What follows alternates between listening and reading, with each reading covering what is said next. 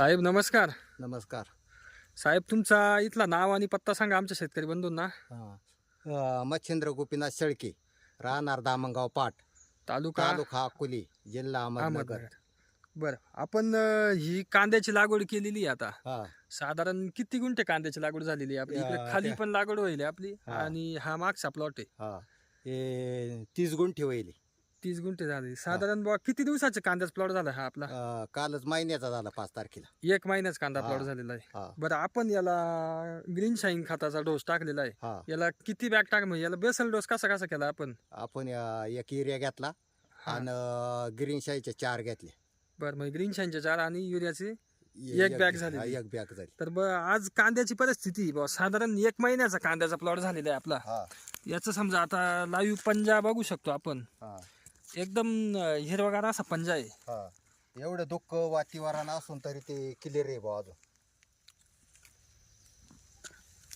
पंजा बघितला, कांद्याची वाढ जर बघितली तर एकंदरीत 1 महिन्याच्या मानाने एकदम लाईव्ह पंजा बनलेला आहे.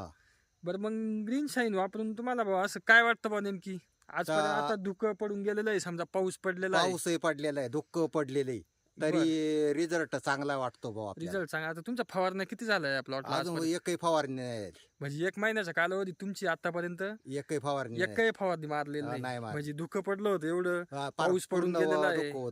तरी आज प्लॉटची कंडिशन जर बघितली आपण तर एकदम असा हिरवागार प्लॉट आहे. इकडे खालचा सुद्धा प्लॉट तुमचा एकदम हिरवागार आहे. आणि इकडे तुमची वालवड आहे, वालवडीला पण तुम्ही टाकलेलं आहे. वालवडीला टाकलेली. आणि इकडे कांद्याचं रोप होतं तुमचं. कांद्याच्या रोपाच्या बाबतीत काय सांगशाल वगैरे? कांद्याचं रोप कसं होतं तुमचं? रोपही चांगलं आलं होतं, एकदम क्लिअर, एकदम हिरवागार असं फार हिरवगार तेजदार, फार मोकार गिरायक यायचे. फार सांगतो तुम्हाला, फार गावातली तशी पाहुणी तशी येड्यात काढा. पाहुणे विचारित असेल काय टाकलंय काय टाकले, आम्ही सांगायचं ग्रीन शीट टाकले, ते वापरलेलं ते ना आपण. रोप एकदम तुमचं ताजं तवानं एकदम हिरवगार आणि एकदम पंजा मुळ्या बिळ्या एकदम कसं काय होता रोपाला? मुळे आमदा चांगले होते, रोपाला चांगल्या मुळे चांगले होते. एकही कांदा मेलेला नाही परवा. आज तुम्ही जी लागवड केलेली ग्रीन शाईन खत वापरून तुमचा कांदा एकही मेलेला नाही. आज तुमचा जर हातातला कांदा बघितला तर 1 महिन्याच्या मानाने याची पाथेची उंची आणि याची दांड बंद झाली. आणि याला सगळ्यात महत्वाचं, मुळी चांगली ऍक्टिव्ह झालेली कांद्याची. तुमच्या हातातला दांड बघा ना, दांड आणि मुळी चांगली तयार झाली.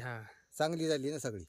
चांगली झाली. पाथीची जाडी बिडी एकदम पंजा चांगला फुटलाय, पंजा झाला. आणि याची हे बघा ना, तुम्ही मान बनायला लागली बनायला लागली. आणि आता जे बाकी समजा कांदा उत्पादक शेतकरी किंवा जे शेतकऱ्यांना ज्यांचं कांद्याचं रोप आहे, या कांदा उत्पादक शेतकऱ्यांना तुम्ही काय सांगशाल ग्रीन शाईन खताबद्दल? ग्रीन शाई खत एकदम चांगलं आहे बाबा. शेतकऱ्यांनी 100% वापर केला पाहिजे. असं एक ट्रायल बेस तरी ग्रीन शाईन खताचा वापर केला पाहिजे. आणि रासायनिक खतांची मात्रा 50% तरी कमी केली पाहिजे. याला रिझल्ट चांगला आहे बाबा आपल्या महामानाने.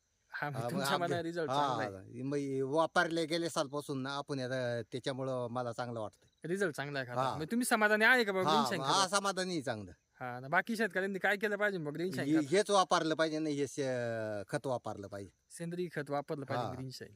चालेल, धन्यवाद तुम्ही आम्हाला वेळ दिल्याबद्दल.